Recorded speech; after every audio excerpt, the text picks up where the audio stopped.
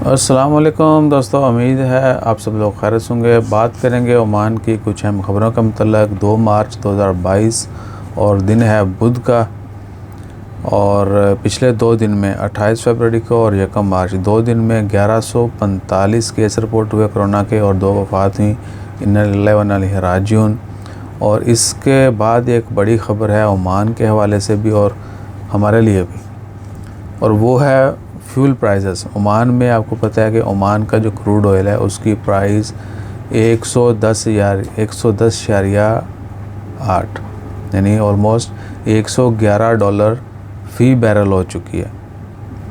अब जब इतना महंगा ऑयल होगा और हमारे मालिक ख़रीदेंगे तो वहाँ पर प्राइस बढ़ेगी ना या नहीं बढ़ेगी? सही है, लेकिन हम ये चीज़ें नहीं देखते। बस देखना है कि 100 साल पहले क्या था और आज क्या है।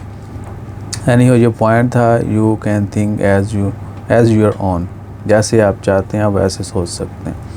तो ओमान ऑयल जो है वो छलांगे मार रहा है। $10 कल जो है 100 कुछ पॉइंट थी, $100 समथिंग, अब जो है $10 रेज़ आया एक ही दिन में।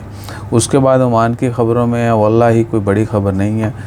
ब्लड डोनेशन की बार बार रिक्वेस्ट आती है। आप सबसे रिक्वेस्ट है कि गवर्नमेंट के जो सेंटर्स हैं या हॉस्पिटल्स हैं जहाँ पर भी आप डोनेट कर सकते हैं वहाँ पे जाके ज़रूर ब्लड डोनेट कीजिए। और टेम्परेचर के हवाले से भी है कि हो सकता है ओमान में कुछ इलाकों में बारिशें हों, अल्लाह ताला खैर फरमाए। और ईरान में जो है आज सुबह अर्थक्वेक ज़लज़ला रिकॉर्ड किया गया, अल्लाह ताला सबको महफूज रखे। उसके बाद है जी, जितनी भी कोविड के हवाले से जो मेजरमेंट्स थे उनमें नरमियाँ की गई हैं, तो वो एक निशानी है कि ओमान में चीज़ें नॉर्मलाइज होना शुरू हो चुकी हैं। अल्लाह ताला खैर रखे, आने वाला वक्त सबके लिए अच्छा हो। जैसे कोई मेजर अपडेट आती है इमीडिएटली शेयर करेंगे। दुआ में याद रखिएगा। जज़ाकल्लाह। अल्लाह हाफ़िज़।